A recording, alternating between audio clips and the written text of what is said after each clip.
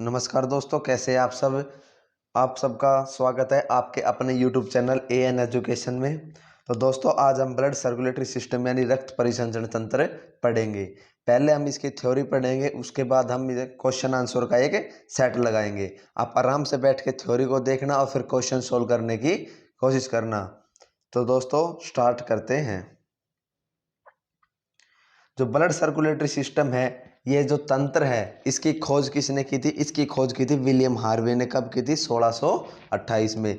Blood circulatory system की खोज किसने की? विलियम हार्वे ने 1628 में। ब्लड सर्कुलेटरी सिस्टम का कार्य क्या होता है? ब्लड सर्कुलेटरी सिस्टम का कार्य होता है जो अपने विभिन्न ऊतकों के बीच पदार्थों का निरंतर रासायनिक आदान प्रदान करना। यानी हमारे शरीर में जितने भी टिश्यू है उनके बीच जो केमिकल एक्सचेंज होता है ना, केमिकल सब्सटेंस का जो एक्सचेंज होता है वो कौन करता है? रक्त करता है। ठीक है। रक्त परिसंचरण तंत्र का अध्ययन क्या कहलाता है? एंजियोलॉजी। क्या कहलाता है? एंजियोलॉजी कहलाता है। खोज किसने की? विलियम हार्वे ने 1628 में। कार्य क्या होता है? रासायनिक पदार्थों का आदान प्रदान, और इसके अध्ययन को क्या कहते हैं? एंजियोलॉजी। आगे देखते हैं। जो रक्त परिसंचरण तंत्र है इसको हृदय संचरण तंत्र भी कहते हैं, कार्डियोवैस्कुलर सिस्टम, क्योंकि ये हार्ट के द्वारा पूरी बॉडी में ट्रांसपोर्ट होता है, इसलिए इसको हृदय संचरण तंत्र भी कहते हैं। रक्त परिसंचरण तंत्र जो होता है वो दो प्रकार का होता है। एक होता है खुला परिसंचरण तंत्र यानी ओपन सर्कुलेटरी सिस्टम, एक होता है क्लोज्ड सर्कुलेटरी सिस्टम यानी बंद परिसंचरण तंत्र। इनमें एक सिंपल सा फर्क है। जो ओपन होता है इसमें जो रक्त है, जो ब्लड है, वो डायरेक्ट है ना, वो टिश्यू से कनेक्ट होता है। जो डायरेक्ट है वो टिश्यू से कनेक्ट होता है। और जो क्लोज है ना, उसमें डायरेक्ट टिश्यू से कनेक्ट नहीं होता। उसमें जो ब्लड है वो रक्त है, वो रक्त वाहिका यानी ब्लड है वो ब्लड वेसल्स में बहता है। यानी एक आसान भाषा में कहें कि जहाँ जिस शरीर में जो रक्त है वो नसों में बहता है उसको बोलते हैं क्लोज सर्कुलेटरी सिस्टम। और जिसमें सीधा ही शरीर के अंगों के साथ जुड़ा होता है, जिसमें नस नहीं होती, उसको क्या बोलते हैं? Open circulatory system. ओपन किस किस में पाया जाता है? मक्खी में, मच्छर में, तितली, मकड़ी, झींगा आदि इन सभी में कैसा पाया जाता है? ओपन। और क्लोज किस में पाया जाता है? मनुष्य में, पशुओं में कैसा पाया जाता है? क्लोज। यहां तक समझ में आया? आगे देखते हैं। ब्लड होता क्या है? ब्लड एक कनेक्टिव टिश्यू, एक संयोजी ऊतक है। संयोजी ऊतक यानी कनेक्टिव टिश्यू क्या होता है? जो एक दूसरे को जोड़े। और ब्लड तो हमारी बॉडी में पूरे को ही एक दूसरे से जोड़ता है। जो हमारी हड्डियां होती है, बोन्स होती हैं, वो भी एक कनेक्टिव टिश्यू है। ठीक है। और जो अपना ब्लड है वो भी एक कनेक्टिव टिश्यू है, एक लिक्विड कनेक्टिव टिश्यू है अपना ब्लड। ब्लड का कार्य क्या होता है? ब्लड का कार्य होता है कि ऑक्सीजन तथा पोषक पदार्थों का परिवहन करना। जो अपनी बॉडी में हर अंग को, जैसे पैर के अंगूठे से लेके हाथ के अंगूठे, कोहनी, हाथ, पैर, हर अंग को जो कार्य करता है उसको एनर्जी की आवश्यकता होती है।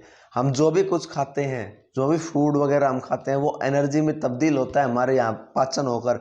फिर उस एनर्जी को पूरी बॉडी में कौन पहुंचाता है? ऑक्सीजन के साथ ब्लड पहुंचाता है। ऑक्सीजन तथा पोषक पदार्थों को परिवहन करना। ब्लड की पीएच वैल्यू कितनी होती है? ब्लड की पीएच वैल्यू होती है 7.4। पीएच वैल्यू क्या होती है? एक स्केल होता है पीएच स्केल, जो 0 से स्टार्ट होता है और 14 तक होता है। इसमें बीच में 7 होता है। जिस भी पदार्थ की पीएच वैल्यू 7 से कम होती है वो होता है एसिड, वो होता है अम्ल। और जिसकी 7 से ऊपर होती है वो बोलता है बेस, उसको बोलते हैं क्षारीय। तो ब्लड की पीएच वैल्यू कितनी है? 7.4। तो ये कैसा है? ये बेसिक है। रक्त का अध्ययन क्या कहलाता है? हेमेटोलॉजी। देखो, अब ध्यान करना, थोड़ी देर पहले हमने क्या पढ़ा था कि रक्त परिसंचरण तंत्र यानी ब्लड सर्कुलेटरी सिस्टम के अध्ययन या उसकी स्टडी को क्या कहते हैं? एंजियोलॉजी। और सिर्फ ब्लड के अध्ययन क्या कहलाता है? हेमेटोलॉजी। रक्त परिसंचरण तंत्र का अध्ययन क्या कहलाता है? एंजियोलॉजी। और रक्त का अध्ययन हेमेटोलॉजी। तो एंजियोलॉजी और हेमेटोलॉजी में कंफ्यूज मत होना, ठीक है। कोई भी आदमी अपने ब्लड का कितना परसेंट हिस्सा दान कर सकता है? 10% हिस्सा अपने ब्लड का दान कर सकता है। और जो डॉक्टर या कहीं पे भी आप ब्लड कैंप लगे हुए देखेंगे, वहां आपको यूनिट्स के रूप में ब्लड लिया जाता है कि भाई 1 यूनिट ब्लड लिया गया, 2 यूनिट लिया गया। तो 1 यूनिट में कितने ml होते हैं? 1 यूनिट में होते हैं 350 ml। ये बड़ा इंपॉर्टेंट क्वेश्चन है। किसी इंसान ने अगर आज ब्लड डोनेट किया है, आज रक्तदान किया, तो दोबारा वो कब कर सकता है? वो 14 दिन बाद दोबारा रक्तदान कर सकता है। रक्तदान करने के लिए सब कम से कम वजन 50 किलो होना चाहिए और उम्र है ना वो 18 से 60 के बीच होनी चाहिए। जो इंसान ब्लड डोनेट करता है उसका वजन कम से कम 50 किलो होना चाहिए और उसकी उम्र 18 से 60 वर्ष के बीच होनी चाहिए। आगे देखो, जो फॉर्मेशन ऑफ ब्लड, रक्त का निर्माण कहाँ होता है? देखो, एक तो होता है बच्चा पेट में, और एक होता है जो वही पैदा हो जाता है, ठीक है। जो भ्रूण में होता है, एम्ब्रियो में होता है, जो जब बच्चा पेट में होता है तो उसमें जो ब्लड बनता है ना, वो स्प्लीन यानी प्लीहा यानी तिल्ली में बनता है। कहाँ बनता है? स्प्लीन, प्लीहा, तिल्ली।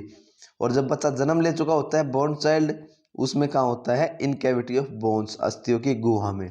ये तिल्ली, प्लीहा, स्प्लीन अपनी बॉडी में पता कहाँ होती है? ये हमारे स्टमक के पास होती है, हमारे अमाशय, हमारे पेट के पास होती है स्प्लीन, प्लीहा, ये तिल्ली, एक ही नाम है, ठीक है। और जो बोन साइड में इन कैविटी ऑफ बोन्स, अस्थियों की गुहा यानी हड्डियों के बीच जो खोखला भाग होता है ना, वहां पर। आगे देखो भाई, ब्लड बैंक में ब्लड है ना, वो कितने डिग्री पर रखा जाता है? वो 4 डिग्री सेल्सियस पर रखा जाता है। कितने डिग्री सेल्सियस पर रखा जाता है? 4 डिग्री में। और उसको खराब होने से बचाने के लिए उसमें क्या मिलाया जाता है? Sodium oxalate. 4 डिग्री सेल्सियस पर रखा जाता है, खराब होने से बचाने के लिए क्या मिलाया जाता है? सोडियम ऑक्जेलेट, ठीक है। ब्लड को 2 भागों में बांटा जाता है। आसान भाषा में समझने के लिए हम इसको 2 भागों में बांट लेते हैं। एक भाग होता है इसका प्लाज्मा, एक होता है ब्लड कॉर्पल्स। एक होता है प्लाज्मा, एक होता है ब्लड कॉर्पल्स, ठीक है। प्लाज्मा ब्लड का 55% हिस्सा है, 55% हिस्सा है ब्लड का, क्या? प्लाज्मा। और ब्लड कॉर्पल्स कितने प्रतिशत हिस्सा है? 45, ठीक है। ब्लड कॉर्पल्स यानी रक्त कणिका को भी हम 3 भागों में बांट देते हैं, आरबीसी, डब्ल्यूबीसी और प्लेटलेट्स। आरबीसी, डब्ल्यूबीसी और प्लेटलेट्स 3 भागों में बांट देते हैं। सबसे पहले हम पढ़ेंगे प्लेटलेट्स, ये प्लाज्मा, उसके बाद हम आरबीसी, डब्ल्यूबीसी पे प्लेटलेट्स। ये 4 चीज है, इसको आप आराम से बैठ के देखना, बड़े इंपॉर्टेंट है, हर एग्जाम में यहाँ से क्वेश्चन बनता ही बनता है। तो स्टार्ट करते हैं प्लाज्मा से। प्लाज्मा, प्लाज्मा है प्लाज्मा में कितने % वाटर होता है? प्लाज्मा मेनली उसमें वाटर ही होता है ज़्यादा, 90 से 92% उसमें पानी होता है, 7 से 9% प्रोटीन होता है, और 1% उसमें साल्ट होता है, लवण होते हैं, ठीक है। एक पेपर में भी आ जाए, या वैसे आपको पता होना चाहिए कि सीरम क्या होता है। सीरम क्या होता है? देखो, प्लाज्मा है, मान लो ये सारा प्लाज्मा है, ठीक है। तो इसमें एक भाग होता है येलो कलर का। किस कलर का? येलो कलर का, ठीक है। और इस येलो कलर के भाग में कोई प्रोटीन नहीं होता। और प्लाज्मा का मेनली कार्य क्या होता है? प्लाज्मा का मेनली कार्य होता है ब्लड क्लोटिंग में भाग लेना, रक्त का थक्का, यानी जो कट लग जाए बॉडी में कहीं पर, वहां से खून निकलने लगता है, थोड़ी देर बाद खून अपने आप रुक जाता है, उसको बोलते हैं ब्लड क्लोटिंग, ठीक है। प्लाज्मा का मेनली कार्य होता है ब्लड क्लोटिंग में हिस्सा लेना। लेकिन प्लाज्मा का ही एक येलो कलर का भाग होता है जो प्रोटीन लेस होता है, वो ब्लड क्लोटिंग में भाग नहीं लेता, उसको क्या कहते हैं? सीरम। क्या कहते हैं? सीरम। ये आप याद रखना। प्लाज्मा में 2 मुख्य प्रोटीन पाए जाते हैं, ग्लोब्यूलिन प्रोटीन और फाइब्रोनोजिन प्रोटीन, ठीक है। इन दोनों प्रोटीन का मुख्य कार्य क्या होता है? ब्लड क्लोटिंग में भाग लेना। प्लाज्मा थोड़ा सा ही था, ये 4-5 लाइन का, आपको ये याद रखनी है, बड़ी इंपॉर्टेंट है। आगे देखो, इसके बाद आते हैं आरबीसी यानी रेड ब्लड कॉर्पल्स, लाल रक्त कणिकाएं, ठीक है। 5-6 चीज होती है, जैसे केमिकल नेम, किसने खोज की, इसका जन्म कहाँ होता है, इसका जीवन काल क्या है, इसकी मृत्यु कहाँ है, ये कितनी होती है। ये 5-6 चीज है ना, ये डब्ल्यूबीसी की, आरबीसी की और प्लेटलेट्स की, तीनों की अच्छे से याद होनी चाहिए, क्योंकि ये बहुत इंपॉर्टेंट है। आरबीसी का रासायनिक नाम यानी इसका केमिकल नेम क्या होता है? एरेथ्रोसाइट। क्या होता है? एरेथ्रोसाइट। इसकी खोज किसने की थी? इसकी खोज की थी स्वाटरडम ने। किसने की थी? स्वाटरडम ने, ठीक है। आरबीसी का निर्माण कहाँ होता है? अस्थि मज्जा यानी बोन मैरो। ये बोन मैरो वही है, हड्डियों के बीच खोखला भाग है, अस्थि मज्जा, ठीक है। इसका जीवन काल कितना होता है? 120 दिन। इसका जन्म अस्थि मज्जा में हुआ, 120 दिन इसका जीवन काल हुआ, उसके बाद इसकी मृत्यु हो जाती है। कहाँ होती है? स्प्लीन, प्लीहा, तिल्ली, ठीक है, एक ही चीज है, इसमें इसकी मृत्यु हो जाती है। अब जहाँ उसकी मृत्यु हो उसको हम कब्रिस्तान तो बोलते हैं, इसे आरबीसी का कब्रिस्तान बोला जाता है। किसको? स्प्लीन को। स्प्लीन, प्लीहा या तिल्ली को आरबीसी का क्या बोला जाता है? कब्रिस्तान। लेकिन इसे blood bank of the body भी बोला जाता है। कब्रिस्तान तो हम समझ गए, इसलिए बोला जाता है क्योंकि यहाँ पे आरबीसी की मृत्यु होती है।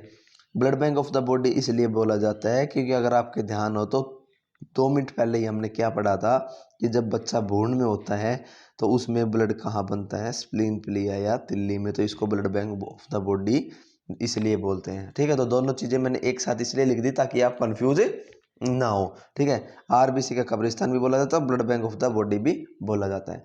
आरबीसी की संख्या अपनी बॉडी में कितनी होती है? अपनी बॉडी में होती है 4 से 5 मिलियन, ठीक है, पर MM क्यूब होती है 4 से 5 मिलियन। ठीक है, मनुष्य के आरबीसी का साइज ये इतना ज़्यादा इंपॉर्टेंट नहीं है, लेकिन एक जगह आया हुआ था इसलिए मैंने इसको यहाँ पे डाल दिया। 7.2 माइक्रोमीटर इसका साइज होता है आरबीसी का, मनुष्य में आरबीसी का। ठीक है, केमिकल नेम एरिथ्रोसाइट, स्वाडरडम ने खोज की, अस्थि मज्जा में जन्म हुआ, 120 दिन का जीवन काल, स्प्लीन में इसकी मृत्यु हो गई। इसको आरबीसी का कब्रिस्तान और blood bank of the body बोलते हैं। 4 से 5 मिलियन इसकी अमाउंट होती है और 7.2 माइक्रोमीटर इसका साइज होता है। आगे देखो, आरबीसी में हीमोग्लोबिन पाया जाता है। क्या पाया जाता है? हीमोग्लोबिन, जिसके कारण अपने ब्लड का रंग कैसा होता है? लाल होता है। कैसा होता है? रेड होता है। ठीक है, आरबीसी में हीमोग्लोबिन पाया जाता है, इसलिए अपने ब्लड का कलर कैसा होता है? लाल। तिल चट्टा यानी कॉकरोच का खून सफेद होता है क्योंकि उसमें हीमोग्लोबिन नहीं पाया जाता। ठीक है, तिल चट्टे का खून कैसा होता है? कॉकरोच का सफेद, क्योंकि उसमें हीमोग्लोबिन नहीं पाया जाता।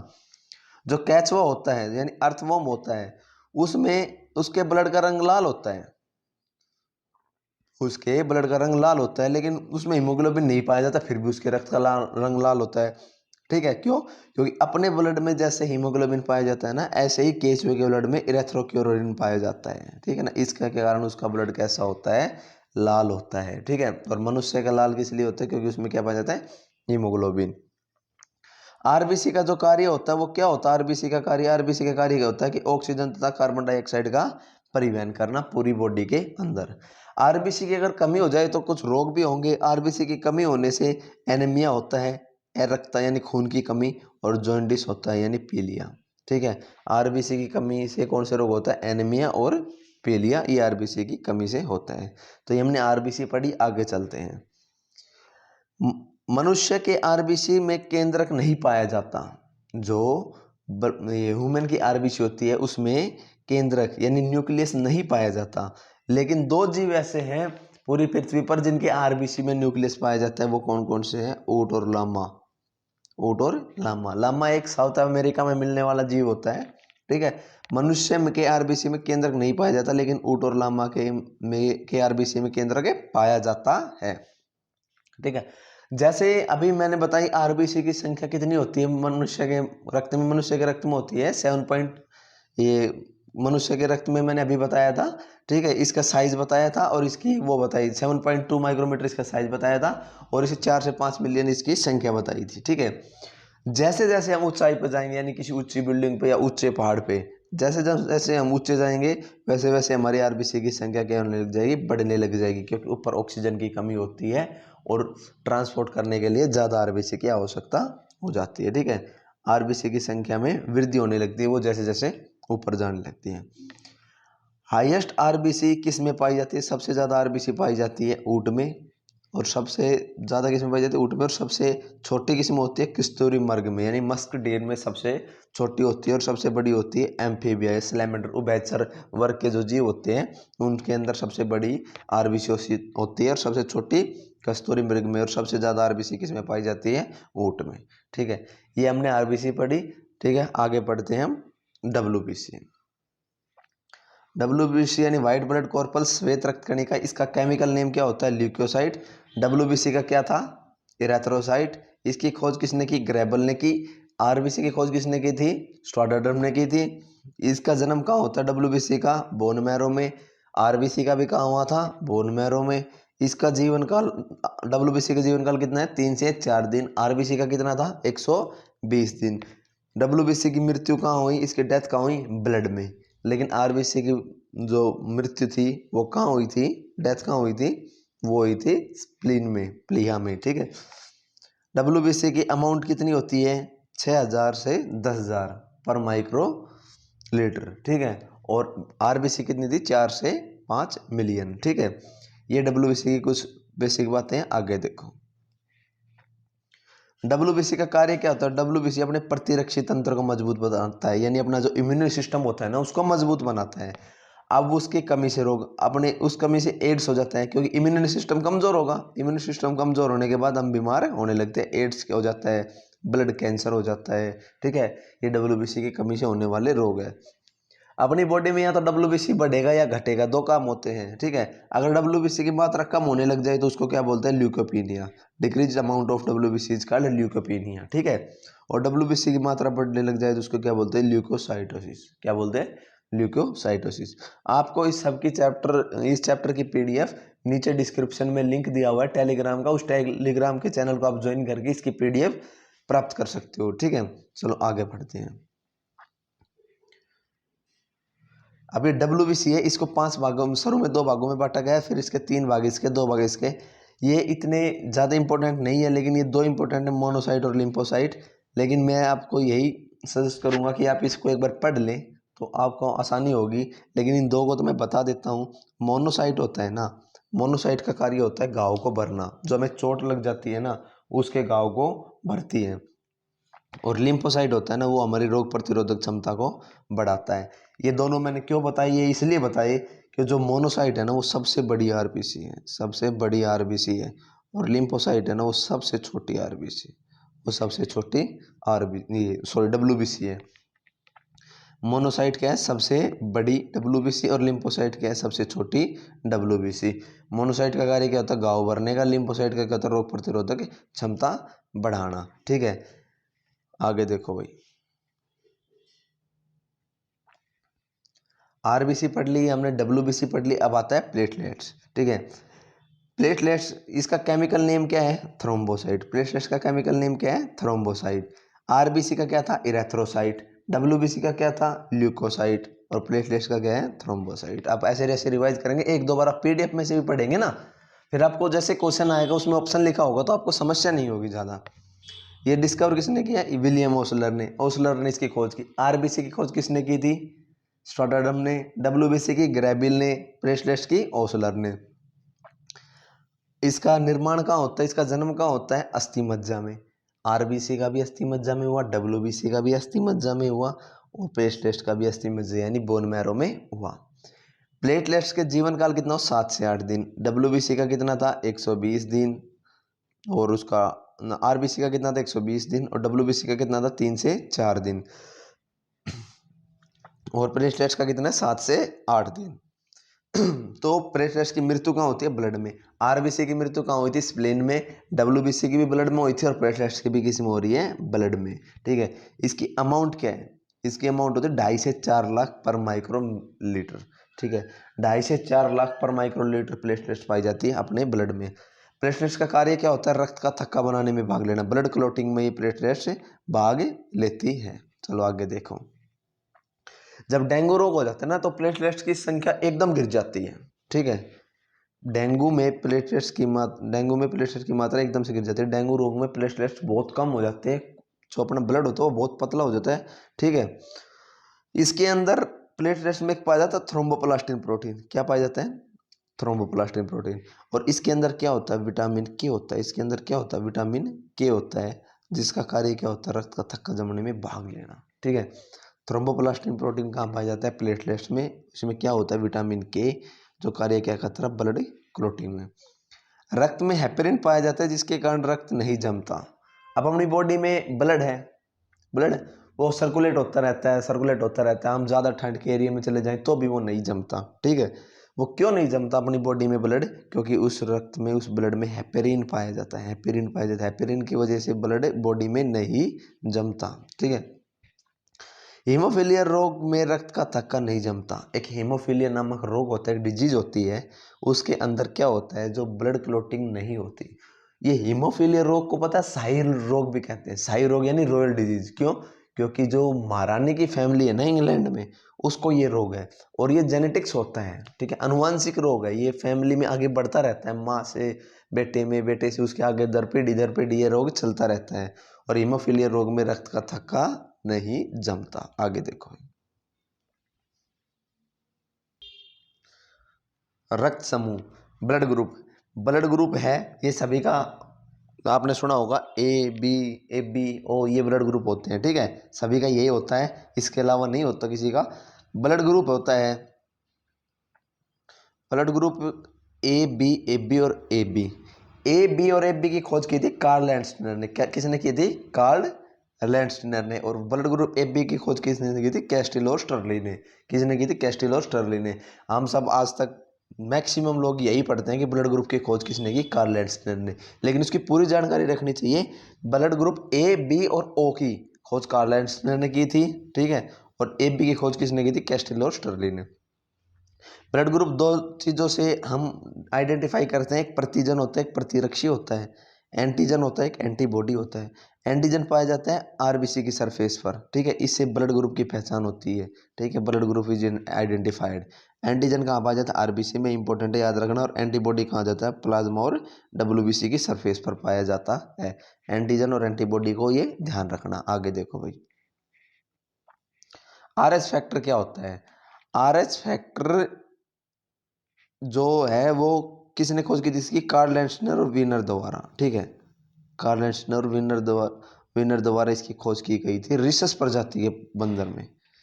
कार्ल लैंसनर और वीनर द्वारा रिसस प्रजाति के बंदर में खोज की गई थी, ठीक है। जो आर एच फैक्टर है वो आरबीसी की सतह पर पाया जाता है। ये आर एच फैक्टर से क्या फायदा होता है, मतलब इसे क्या पता लगता है? अगर ब्लड में आर एच फैक्टर है तो वो ब्लड ग्रुप कैसा होगा? पॉजिटिव होगा। अगर आर एच फैक्टर नहीं है तो ब्लड ग्रुप कैसा होगा? नेगेटिव। यदि ब्लड में आर एच फैक्टर है तो ब्लड ग्रुप पॉजिटिव होगा, या यदि नहीं है तो वो कैसा होगा? नेगेटिव होगा। यहाँ तक समझ में आया? चलो आगे देखते हैं। अब इसको आप थोड़ा सा ध्यान लगाना, एक बार इस पर ध्यान लगाने की चीज़ है ये। एक बार आपने समझ लिया, दोबारा आपको समझने की आवश्यकता ही नहीं पड़ेगी, ठीक है। ये देखो, जिसका पॉजिटिव है ना ब्लड ग्रुप, यानी आर एच पॉजिटिव, मैं पॉजिटिव बोलूंगा इसको, R H positive R H negative बोलूंगा, उसमें कंफ्यूज हो जाओगे। जिसका पॉजिटिव ब्लड ग्रुप है वो सिर्फ पॉजिटिव को दे सकता है। कोई इंसान है, जैसे खुद को ही मान लो एक बार कि हम पॉजिटिव ब्लड ग्रुप वाले हैं, तो हम सिर्फ ब्लड देंगे किसको? पॉजिटिव को। लेकिन हम ले लेंगे किस किसका? पॉजिटिव का भी और नेगेटिव का भी। अगर पॉजिटिव ब्लड ग्रुप है तो सिर्फ किसको देंगे? पॉजिटिव वाले को। अगर हम पॉजिटिव है तो हम किस किस से ले सकते हैं? पॉजिटिव से भी और नेगेटिव से। ऐसे ही आगे देखो, अगर आर एच नेगेटिव यानी नेगेटिव ब्लड ग्रुप है तो वो तो दोनों को दे देगा बेचारा, पॉजिटिव को भी दे देगा और नेगेटिव को भी दे देगा, ठीक है। लेकिन पॉजिटिव वाला सिर्फ किसको देगा? पॉजिटिव को। लेकिन नेगेटिव वाला पॉजिटिव को भी दे देगा और नेगेटिव को भी। लेकिन जो आर एच नेगेटिव है यानी नेगेटिव ब्लड ग्रुप सिर्फ किससे लेता है? नेगेटिव से, ठीक है। नेगेटिव ब्लड ग्रुप कहाँ से मिलेगा? सिर्फ नेगेटिव से, ठीक है।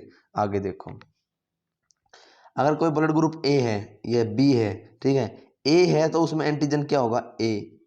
बी है तो उसमें एंटीजन क्या होगा? B. Blood group A B है तो उसमें एंटीजन क्या होगा? A B. और ब्लड ग्रुप ओ है तो उसके अंदर कोई भी एंटीजन नहीं होगा, ठीक है। ए ब्लड ग्रुप है तो एंटीबॉडी बी होगा, बी ब्लड ग्रुप है तो एंटीबॉडी ए होगा, ए बी है तो कोई भी एंटीबॉडी नहीं होगी, और ओ ब्लड ग्रुप है तो एंटीबॉडी क्या होगी? ए। ये विपरीत है एक दूसरे के, आप देख सकते हैं। Blood group A antigen A, blood group B antigen B, blood group A B antigen A B, blood group O कोई एंटीजन नहीं, blood group A antibody B, blood group B antibody A, blood group A B कोई antibody नहीं, और blood group O A B antibody, ठीक है। ये donate और accept आप देख सकते हो, इसको आप थोड़ा सा रिवाइज कर लेना, ये किस किस को दे सकते हैं और किस किस से ले सकते हैं, ठीक है। अब आता है यूनिवर्सल डोनर और यूनिवर्सल एक्सेप्टर। सभी कहते हैं कि O negative O blood group है ना वो यूनिवर्सल डोनर है, और ए बी है ना वो यूनिवर्सल एक्सेप्टर है, ठीक है। लेकिन ये इसको पूरी जानकारी रखनी चाहिए। यूनिवर्सल डोनर या जो सभी को ब्लड दे, ठीक है। अब पॉजिटिव वाला तो सिर्फ किसको दे सकते हैं? पॉजिटिव वाले को। और नेगेटिव वाला किसको दे सकते हैं? पॉजिटिव और नेगेटिव को। Blood group O universal donor जरूर है, लेकिन ब्लड ग्रुप ओ पॉजिटिव या नेगेटिव? ओ पॉजिटिव तो हो नहीं सकता क्योंकि वो सिर्फ पॉजिटिव को देता है, तो ओ नेगेटिव जो पॉजिटिव को भी देता है और नेगेटिव को भी देता है, यानी यूनिवर्सल डोनर क्या है? O negative. यूनिवर्सल एक्सेप्टर सर्वग्राही जो सभी से रक्त ले ले। यूनिवर्सल एक्सेप्टर ए बी है, लेकिन ए बी पॉजिटिव या नेगेटिव, ठीक है। अब अगर वो नेगेटिव हो तो नेगेटिव तो सिर्फ नेगेटिव से ही ले सकता है ना, ठीक है। ये पॉजिटिव होगा क्योंकि पॉजिटिव तो पॉजिटिव से भी ले सकता है और नेगेटिव से भी। तो यूनिवर्सल एक्सेप्टर क्या होगा? ए बी, और यूनिवर्सल डोनर ओ नेगेटिव। ये आप याद रखना। चलो आगे देखते हैं। अब अगर फादर ये है बच्चों में रक्त समूह माता पिता के द्वारा, ये मैंने इसमें लिख दिया है, ठीक है। इसको रिवाइज कर लेना, ये कभी कभार क्वेश्चन पेपर में आ जाता है। देखो भाई ये चीज़ तो आपको खुद पढ़नी पड़ेगी, ठीक है। इसमें मैंने तो जैसे अपनी ट्रिक बना रखी है, सब आप अपनी ट्रिक बना सकते हैं। और दूसरे की ट्रिक से कोई नहीं याद रख सकता, अपनी कुछ बनाओगे ना तो उससे बनेगी बात, ठीक है। अगर माता पिता में से एक का ब्लड ग्रुप ए है, दूसरे का बी ए है, तो बी का ए ओ होगा। एक का ए है दूसरे का बी है तो A B A A B O होगा, ठीक है। तो आप इसको याद एक बार पढ़ लेना, ठीक है। ये बताओ अगर बच्चे का जो ब्लड ग्रुप पॉजिटिव होगा या नेगेटिव होगा, यानी इसको आर एच फैक्टर किस पे डिपेंड करता है, ये इंपॉर्टेंट है, ये आप याद रखना। बच्चे का जो आर एच फैक्टर है ना वो फादर के ऊपर डिपेंड करता है। किसके ऊपर डिपेंड करता है? फादर के ऊपर बच्चे का आर एच फैक्टर डिपेंड करता है। अगर फादर पॉजिटिव ब्लड ग्रुप है तो बेटा भी पॉजिटिव, ये बच्चा भी पॉजिटिव होगा, और फादर नेगेटिव होता है बच्चा भी नेगेटिव होगा। अब देखो, अगर फादर नेगेटिव है, फादर का ब्लड ग्रुप नेगेटिव है, मदर का पॉजिटिव है, तो कोई दिक्कत नहीं, बच्चा जो पैदा होगा वो बिल्कुल नॉर्मल पैदा होगा, ठीक है। अगर फादर का ब्लड ग्रुप नेगेटिव है, माँ का नेगेटिव है, तो भी बच्चा नॉर्मल होगा। अगर फादर का पॉजिटिव है, मदर का पॉजिटिव है, तो भी बच्चा नॉर्मल होगा। यदि अगर फादर का जो ब्लड ग्रुप है वो आर एच पॉजिटिव और मदर का आर एच नेगेटिव है ना, तो बच्चा असामान्य होगा, एबनॉर्मल होगा। क्यों? ये बच्चा अगर फादर आर एच पॉजिटिव है और मदर आर एच नेगेटिव है, और जो बच्चा असामान्य होगा, ये जो पहला बच्चा होता है उसमें नहीं आती है समस्या, ये आती है दूसरे में, ठीक है। तो इसका बचाव क्या होता है? इसका बचाव होता है कि जो फर्स्ट प्रेगनेंसी के 72 घंटों के बाद डॉक्टर है ना, वो उसको इंजेक्शन दिया जाता है, आर एच एंटीबॉडी का इंजेक्शन दिया जाता है माँ को, ताकि अगली प्रेगनेंसी पे ये दिक्कत ना आए। और इसको क्या बोलते हैं? इरेस्ट्रो ब्लास्टोटिस फिटेलस बोलते हैं, ठीक है। इरेथ्रोब्लास्टोटिस फिटेलस बोलते हैं इस बीमारी को, मतलब इस स्थिति को, कि अगर फादर तो आर एच पॉजिटिव और माँ आर एच नेगेटिव तो बच्चा असामान्य होगा, ठीक है। इसका बचाव है, ये फर्स्ट प्रेगनेंसी में होता नहीं, सेकंड में होता है, लेकिन फर्स्ट प्रेगनेंसी के बाद जो डॉक्टर है वो माँ को आर एच एंटीबॉडी दे देता है, जिससे अगली प्रेगनेंसी में दिक्कतें नहीं आती। चलो आगे देखो। अब आता है ब्लड प्रेशर। ब्लड प्रेशर होता है बीपी, रक्तदाब, जो हमारी कितनी स्पीड से कितने प्रेशर से ब्लड हमारी रक्त वाहिका यानी ब्लड वेसल्स में बह रहा है, ठीक है। इसको मापा जाता है स्पिग्नोमेनोमीटर, सभी को पता होगा, बाजू के ऊपर बांध के एक बेल्ट सी बांध के और फिर वो हाउस में प्रेशर दे के फिर मापते हैं, ठीक है। नॉर्मल बीपी होता है वो 120/80 mm/Hg होता है, ठीक है। रक्तदाब यानी बीपी लो हो तो उसको क्या बोलते हैं? हाइपोटेंशन। बीपी लो हो तो उसको क्या बोलते हैं? हाइपोटेंशन। बीपी लो होता है तो इसमें शरीर पीला पड़ने लगता है, ठीक है, बॉडी टर्न्स येलो, ठीक है। सॉरी। जब रक्तदाब कम होता है तो उसको क्या बोलते हैं? हाइपोटेंशन। और जब ज्यादा होगा तो हाइपरटेंशन। जब ज्यादा होगा तो हाइपरटेंशन। जब रक्तदाब कम होता है तो उसको हाइपोटेंशन बोलते हैं, बॉडी पीली होने लगती है। रक्तचाप ज़्यादा होता है तो उसको बोलते हैं हाइपरटेंशन। क्या बोलते हैं? हाइपरटेंशन। इसमें जो हार्ट होता है, ब्रेन होता है, किडनी होता है, इसके ऊपर प्रभाव पड़ता है, ठीक है। मेन ये दो चीज़ें हैं वो ध्यान रखना, और ये हाइपोटेंशन, हाइपरटेंशन, ठीक है। आगे देखो भाई, जो ह्यूमन हार्ट है उसके बारे में पढ़ेंगे। मानव हृदय, मानव हृदय का अध्ययन क्या कहलाता है? कार्डियोलॉजी। हमने सबसे पहले देखा तो रक्त परिसंचरण तंत्र क्या कहला जाता है? एंजियोलॉजी। ब्लड का अध्ययन, रक्त का अध्ययन क्या कहलाता है? हेमेटोलॉजी। और हृदय का अध्ययन क्या कहलाता है? कार्डियोलॉजी। और जो हार्ट का डॉक्टर उसका होगा उसको क्या बोलते हैं? कार्डियोलॉजिस्ट, ठीक है। हार्ट का कार्य क्या होता है? पंपिंग ऑफ ब्लड, यानी ब्लड को पंप करना।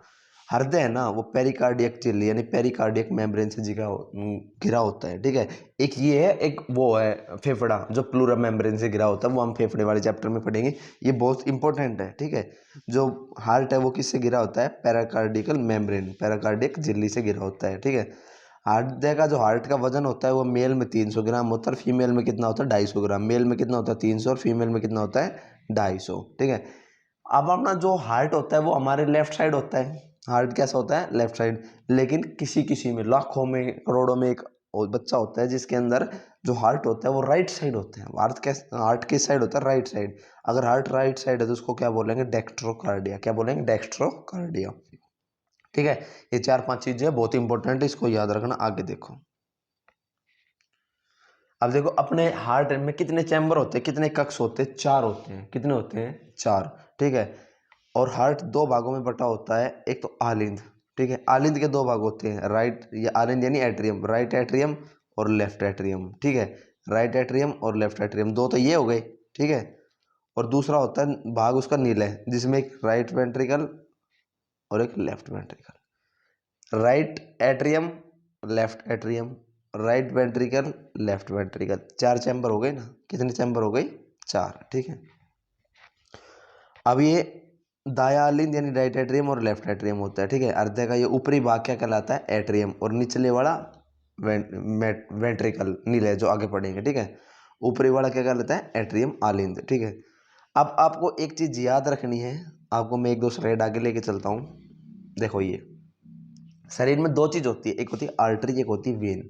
एक होती है आर्टरी, एक होती है वेन, यानी धमनी और नीले ना, धमनी और शिरा, ठीक है। एक होती है आर्टरी, एक होती है वेन।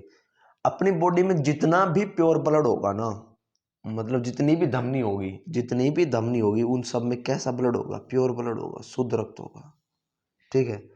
लेकिन पूरे शरीर में सिर्फ एक धमनी ऐसी है, पल्मोनरी आर्टरी, जिसको हिंदी में बोलते हैं फुफ्फुसीय धमनी, ठीक है। फुफ्फुसीय धमनी यानी पल्मोनरी आर्टरी। इसमें क्या होगा, इसमें इम्प्योर ब्लड होगा। शरीर में जो धमनी होती है, सारी धमनियों में कैसा ब्लड होगा, प्योर। लेकिन सिर्फ पल्मोनरी आर्टरी यानी फुफ्फुसीय धमनी में कैसा होगा, इम्प्योर। ऐसे ही सिरा है, सिरा में हर एक सिरा में कैसा रक्त होगा, अशुद्ध रक्त, इम्प्योर ब्लड होगा। लेकिन सिर्फ एक सिरा कैसी है, पल्मोनरी वेन फुफ्फुसीय सिरा, जिसमें कैसा ब्लड होगा, प्योर। ये आपस में उल्टे हैं एक दूसरे के, ठीक है। इसको आप एक बार पढ़ना, बहुत इंपॉर्टेंट है ये भी। अब पीछे वापस चलो, ठीक है। अब ये दो लाइन जो मैंने नीचे लिख रखी कि दायां लिंग में महाशिरा खुलती है यानी वेन्स होती है, वेन्स कैसा ब्लड रखती है, मैंने आपको अभी बताया वेन्स कैसा ब्लड रखती है, इम्प्योर ब्लड, ठीक है। लेकिन जो पल्मोनरी वेन होती है वो कैसा ब्लड रखती है, प्योर ब्लड, ठीक है। ये आप याद कर लेना कि वेन्स है वो ब्लड कहाँ से कहाँ ले जाती है, वो बॉडी से हार्ट तक ले जाती है। और जो पल्मोनरी वेन होती है वो प्योर ब्लड कहाँ से ले जाती है, लंग्स से हार्ट ले जाती है, क्योंकि लंग्स उस ब्लड को प्योर कर देता है ना। अब प्योर करने के बाद वो हार्ट में चला जाता है, ठीक है। फिर हार्ट से सारी बॉडी में चला जाता है, फिर सारी बॉडी में फिर अशुद्ध होकर दोबारा हार्ट में आ जाता है, हार्ट उसको फिर उसके पास भेज देता है, लंग्स के पास। आपको थोड़ा समझाऊंगा मैं, अच्छे से समझ में आ जाएगा, ठीक है। जैसे आप इसको एक बार और पढ़ लेना। जैसे क्या है मैं आपको बताता हूँ, जैसे ये, जैसे ये अपना हार्ट है, ठीक है, ये हार्ट है, ये लंग्स है, ठीक है, और अपने सारी बॉडी के अंग, ठीक है। रक्त जो अशुद्ध होगा, ठीक है, बॉडी में कार्य होगा, जैसे हम ऑक्सीजन आई हमारे शरीर में, वो ब्लड के द्वारा सारी बॉडी में फैल गई, वहाँ हम हाथ पैर हिलाए, मतलब उसको में से कार्बन डाइऑक्साइड प्रोड्यूस हुई, ये हमारी रक्त में मिलके वापस आ जाएंगी, ठीक है। तो हार्ट क्या करता है कि पूरी बॉडी से इम्प्योर ब्लड ले लेता है, क्या लेता है, इम्प्योर ब्लड ले लेता है, और उसको कहाँ भेज देता है, उसको लंग्स में भेज देता है, इम्प्योर ब्लड को क्या करने के लिए, प्योर करने के लिए, ठीक है। लंग्स उसको फिर प्योर कर देता है, और प्योर ब्लड को फिर कहाँ भेज देता है, हार्ट में। हार्ट उस प्योर ब्लड को फिर बॉडी में ट्रांसफर कर देता है। फिर ये जो जितने भी ऑर्गन्स है उसके अंदर ये ब्लड फिर इम्प्योर हो जाता है। ये ऐसे सर्कुलेशन चलता रहता है, ठीक है। ये अपनी जितने भी बॉडी के अंग है, इसने कार्य किया तो ब्लड कैसा होगा, इम्प्योर। इम्प्योर होगी कहाँ गया, हार्ट में। हार्ट ने क्या किया, इम्प्योर ब्लड को कहाँ भेज दिया, लंग्स में, फेफड़ों के पास। फेफड़ों ने क्या किया, उस ब्लड को प्योर कर दिया। प्योर करने के बाद फिर हार्ट में भेज दिया, हार्ट ने प्योर ब्लड फिर पूरी बॉडी में भेज दिया। ऐसे ये सर्कुलेशन चलता रहता है, ठीक है। ऐसे इसी चीज़ पे ये दो बातें, ये दो बातें, ये चार बातें लिख रखी है, इसको आप पढ़ लेना, ठीक है। आगे देखो, आगे आता है हार्ट बीट, हृदय धड़कन। धड़कनों को संचालन करिए का कार्य क्या कौन करता है, पेसमेकर। पेसमेकर का कार्य करता है, धड़कनों को संचालन करने का कार्य करता है, ठीक है।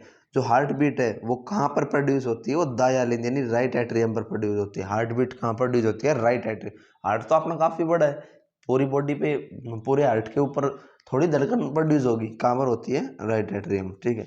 एक हार्ट बीट होने में कितना समय लगता है, 0.83 सेकेंड, 0.83 सेकेंड लगती है एक हार्ट बीट में। आगे देखो भाई, जो पेस मेकर, कभी कभी आप देखना पेस मेकर लगाया जाता है, जिसके अंदर, जिसका हार्ट धड़कने में असमर्थ हो जाता है, उसके अंदर पेस मेकर लगाया जाता है, ठीक है। पेस मेकर बॉडी में कहाँ लगाया जाता है, हसली के नीचे। मैंने अब पीछे एक चैप्टर पढ़ाया था आपको बोन्स का, उसके अंदर बताया था क्लेविकल, हसली जो गर्दन के पास होती है ना दो, इसको क्या बोलते हैं, ब्यूटी बोन भी बोलते हैं इसको, ठीक है। इसके नीचे लगाया जाता है, क्या लगाया जाता है, पेस मेकर, ठीक है। कॉलर बोन भी बोलते हैं। इसमें एक लिथियम की बैटरी लगी होती है, ठीक है। पेस मेकर होता है आर्टिफिशियल पेस मेकर। और ये विद्युत विद्युत हृदय लेखन हृदय धड़कनों के बीच विभवांतर को प्रदर्शित करता है। ये क्या है, ये जो आपने ईसीजी देखा होगा ना, इलेक्ट्रिकल कार्डियोग्राफी, जैसे आप कभी हॉस्पिटल गए हो तो ऐसे चलता रहता है ये, ठीक है। इसको बोलते हैं इलेक्ट्रोकार्डियोग्राफी, ईसीजी बोलते हैं, ठीक है। आगे देखो भाई, सर्वाधिक हृदय धड़कन किस में होती है? छुछुंदर में होती है, मोल रेट में होती है 625 से 628 एक मिनट में, ठीक है। और सबसे कम होती है ब्लू व्हेल में 25 बार होती है एक मिनट में। और इंसान में लगभग कितनी होती है? 72 होती है एक मिनट में, यानी 72। सबसे ज़्यादा मोल रेट में और सबसे कम ब्लू व्हेल में। आगे देखो भाई, तो ये अपना थ्योरी सेक्शन कंप्लीट हुआ। अब हम पढ़ेंगे इसमें क्वेश्चन आंसर सेट लगाएंगे। आप आराम से बैठ के इसको क्वेश्चन को देखना, आपको आसानी से, अगर थोड़ा सा भी आपने ध्यान लगा के वो थ्योरी पढ़ी है तो आराम से क्वेश्चन कर लोगे, ठीक है। रक्त परिसंचरण तंत्र की खोज किसने की थी? रक्त परिसंचरण तंत्र की खोज की थी विलियम हार्वे ने। रक्त परिसंचरण तंत्र का अध्ययन क्या कहलाता है? रक्त परिसंचरण तंत्र का अध्ययन कहलाता है एंजियोलॉजी। क्या कहलाता है? एंजियोलॉजी। निम्न में से खुला परिसंचरण तंत्र, खुला क्या होता है? जो मैंने आपको बताया था, जिसमें डायरेक्ट बॉडी के ऑर्गन से ब्लड जुड़ा होता है, ये किस में होता है? मच्छर में होता है। मनुष्य में तो नहीं होता, मनुष्य में तो नसों में बहता है ना खून। मनुष्य में कौन सा परिसंचरण तंत्र पाया जाता है? बंद पाया जाता है। कैसा पाया जाता है? बंद पाया जाता है। आगे देखो भाई, रक्त की पीएच वैल्यू कितनी होती है? 7.4। रक्त की पीएच वैल्यू कितनी होती है? 7.4। अब 7.4 है तो एसिड का हो गया बेस, बेस होगा, यानी 7 से नीचे तो एसिड होता है, 7 से ऊपर बेस होता है। रक्त का अध्ययन क्या कहलाता है? हेमेटोलॉजी। क्या कहलाता है? हेमेटोलॉजी। और रक्त परिसंचरण तंत्र का क्या कहलाता है? एंजियोलॉजी, जो अभी पढ़ा था थोड़ी देर पहले, ठीक है। ब्लड बैंक में ब्लड कितने डिग्री तापमान पर रखा जाता है? ब्लड बैंक में ब्लड रखा जाता है 4 डिग्री तापमान पर, ठीक है। रक्त में प्लाज्मा कितने प्रतिशत होता है? रक्त में प्लाज्मा होता है भाई 55%। और जो ब्लड कॉर्पल्स होती है, जो रक्त करने इकाई होती है, वो कितनी होती है? 45%, ठीक है। प्लाज्मा कितने होता है? 55%। आगे देखो भाई, निम्न में से प्लाज्मा में कौन सा प्रोटीन पाया जाता है? प्लाज्मा में कौन सा प्रोटीन पाया जाता है? प्लाज्मा का जो रक्त का तक ब्लड क्लोटिंग में भाग लेते हैं दोनों प्रोटीन, कौन कौन से? ग्लोबुमिन प्रोटीन और फाइब्रोनोजिन प्रोटीन। तो इसका आंसर क्या आएगा? C, both A and B. RBC का रासायनिक नाम क्या है? आरबीसी का रासायनिक नाम क्या है? इरेथ्रोसाइट। क्या है? इरेथ्रोसाइट। आरबीसी का जीवन काल कितना होता है? 120 दिन। मनुष्य का रक्त किसके कारण लाल होता है? मनुष्य का रक्त लाल होता है क्योंकि उसके अंदर क्या पाया जाता है? हीमोग्लोबिन। चलो भाई आगे देखो, आरबीसी का कब्रिस्तान किसे कहा जाता है? आरबीसी का कब्रिस्तान कहा जाता है स्प्लीन यानी प्लिया यानी तीली को, क्योंकि यहाँ पे आरबीसी की मृत्यु होती है। और इसी को blood bank of the body बोला जाता है, क्योंकि जब बच्चा भ्रूण में होता है, एम्ब्रियो में होता है, तो उसमें ब्लड का निर्माण कहाँ होता है? प्लीहा में। आरबीसी की कमी से कौन सा रोग होता है? आरबीसी की कमी से एनीमिया होता है, अरक्तता यानी खून की कमी। किसके आरबीसी में केंद्रक पाया जाता है? मैंने बताया था कि मनुष्य के में नहीं पाया जाता, सिर्फ दो ही जीव ऐसे हैं जिनमें पाया जाता है, एक तो ऊंट और एक लामा। तो ऊंट और लामा यानी कैमल में। सबसे ज्यादा आरबीसी किसके रक्त में पाई जाती है? सबसे ज्यादा आरबीसी किसके रक्त में पाई जाती है? सबसे ज्यादा पाई जाती है कैमल यानी ऊंट के रक्त में सबसे ज्यादा आरबीसी पाई जाती है। आगे देखो, डब्ल्यूबीसी का रासायनिक नाम क्या है भाई? डब्ल्यूबीसी का नाम है ल्यूकोसाइड। और आरबीसी का क्या था? इरेथ्रोसाइट, ठीक है। डब्ल्यूबीसी का जीवन काल कितना होता है? 3 से 4 दिन, तो इसमें 4 दे रखा ऑप्शन में, ठीक है। और आरबीसी का 120 दिन। डब्ल्यूबीसी की कमी से कौन सा रोग होता है? डब्ल्यूबीसी की कमी से रोग होता है एड्स भी होता है, ब्लड कैंसर भी होता है। तो क्या होगा? बोथ ए एंड बी, ठीक है। घाव भरने के लिए कौन सी डब्ल्यूबीसी कार्य करती है? देखो मैंने बताया था, वो दो बताए थे ना, मोनोसाइट और कौन कौन सी बताई थी? एक तो मोनोसाइट बताई थी भाई, 5 थी। 5 में मैंने कहा था कि ये 2 जरूर याद रखना, क्योंकि बहुत ज़्यादा इंपॉर्टेंट है। तो वो कौन कौन सी थी? मोनोसाइट, लिम्फोसाइट, ठीक है। तो जो घाव भरने के लिए कौन सी प्रयोग होती है, मतलब कौन सी कार्य करती है, सहायता करती है? Monocyte, option number D. चलो आगे देखो भाई, डब्ल्यूबीसी की मात्रा कम होना क्या कहलाता है? डब्ल्यूबीसी की मात्रा कम होना क्या कहलाता है? ल्यूकोपीनिया। क्या कहलाता है? ल्यूकोपीनिया। और डब्ल्यूबीसी की मात्रा बढ़ना क्या कहलाता है? लिम्फोसाइटिस, ठीक है। प्लेटलेट्स का रासायनिक नाम क्या है? जो प्लेटलेट्स है उसका रासायनिक नाम क्या है? थ्रोम्बोसाइट। आरबीसी का इरेथ्रोसाइट, डब्ल्यूबीसी का ल्यूकोसाइट और प्लेटलेट्स का थ्रोम्बोसाइट।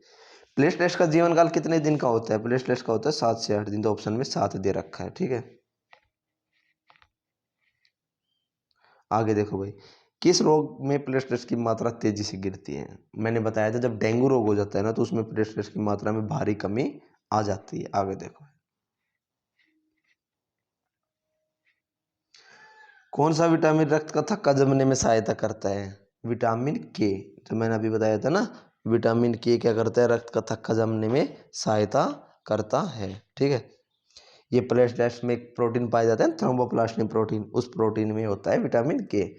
किसके कारण शरीर में रक्त नहीं जमता? मैंने बताया था अपनी बॉडी के अंदर रक्त नहीं जमता क्योंकि उसमें क्या पाया जाता है? हेपेरिन पाया जाता है। क्या पाया जाता है? हेपेरिन। किस रोग में रक्त का थक्का नहीं जमता?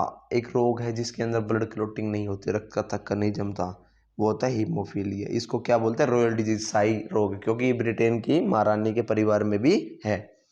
मानव रक्त में प्लेटलेट्स की मात्रा कितनी होती है? मानव रक्त में होती है 3 से 4 लाख के करीब करीब होती है। तो इसमें ऑप्शन में 3 लाख दे रखा है। ठीक है, तो मानव रक्त में प्लेटलेट्स की मात्रा कितनी होती है? 3 लाख। आगे देखो भाई, रक्त समूह ए की खोज किसने की थी? रक्त समूह ए की खोज की थी कार्ल लैंडस्नर ने। ठीक है, ए बी और ओ की किसने की थी? कार्ल लैंडस्नर ने। और ए बी की किसने की थी? कैस्टिलो और स्टेनी ने। ठीक है, तो इसका क्या आएगा? कार्ल लैंडस्नर। प्रतिजन यानी एंटीजेंस कहाँ पाए जाते हैं? एंटीजेंस पाए जाते हैं आरबीसी की सतह पर। कहाँ पाए जाते हैं? आरबीसी की सतह पर। आरएस फैक्टर की खोज किसने की थी? आरएस फैक्टर की खोज कार्ल लैंडस्नर और विनर दोनों ने मिलके की थी। ठीक है, सर्वदाता रक्त समूह कौन सा है? यानी जो यूनिवर्सल डोनर है, यूनिवर्सल डोनर कौन सा है? अभी आपको बताया था ना, और नेगेटिव। और यूनिवर्सल एक्सेप्टर क्या है? A B positive. ठीक है भाई, आगे देखो,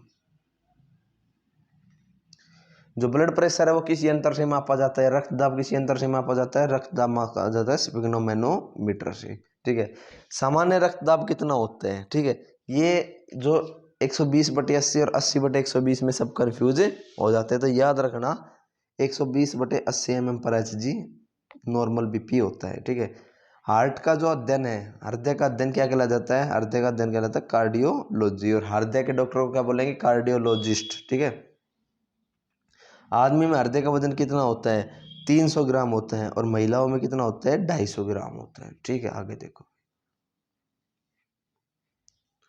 डेक्स्ट्रोकार्डिया क्या होता है? मैंने बताया था ना, लाख करोड़ों में एक बच्चा होता है जिसके जो हार्ट है अपना सभी का तो लेफ्ट साइड होता है, उसका राइट साइड होता है। ठीक है, तो जो राइट साइड हार्ट होता है ना, दाईं तरफ हृदय, उसको बोलते हैं डेक्स्ट्रोकार्डिया।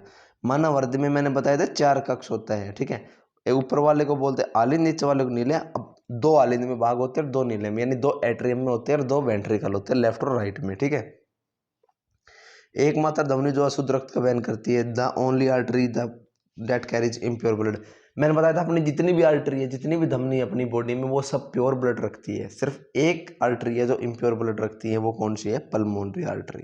ठीक है, धड़कनों को संचालित कौन करता है? Who controls the beat? कौन करता है? पेस मेकर करता है। कौन करता है? पेस मेकर करता है। आगे देखो, हृदय धड़कनों के बीच विभवांतर कौन प्रदर्शित करता है? What show the difference between the heart beat? मैंने अभी आपको बताया था ना, हॉस्पिटल में आपका जो आप ऐसे ऐसे मशीन लगी दिखी हो। ठीक है, उसको बोलते हैं ईसीजी। ठीक है, हृदय धड़कन, सर्वाधिक हृदय धड़कन किस जीव में होती है? सबसे ज्यादा हृदय धड़कन किस जीव में होती है? मोर, चुंदर में होती है। और सबसे कम किस में होती है? नीली व्हेल में होती है। ठीक है, बच्चे का आरएस फैक्टर किस पे डिपेंड करता है? Father mother both none of. तो किस पे होता है? फादर पे डिपेंड करता है। ठीक है, किस पे करता है? फादर पे डिपेंड करता है। आगे देखो, एक बार हृदय धड़कने में कितना समय लगता है? एक बार हृदय धड़कने में 0.83 सेकंड लगती है। ठीक है, तो दोस्तों इस चैप्टर की आपको पीडीएफ नीचे डिस्क्रिप्शन में दिए हुए लिंक में, टेलीग्राम का लिंक मिलेगा, उसको आप ज्वाइन करके वहाँ से इसकी पीडीएफ प्राप्त कर सकते हो। हमारा चैप्टर यहाँ समाप्त होता है। आप पहले एक बार थ्योरी पढ़ो, फिर इसके एक बार क्वेश्चन आंसर लगाओ। आप पीडीएफ से उसको याद भी कर सकते हो। ठीक है, तो आपको अगर ये वीडियो अच्छी लगी हो तो इस वीडियो को लाइक करें और दोस्तों के साथ शेयर करें। धन्यवाद।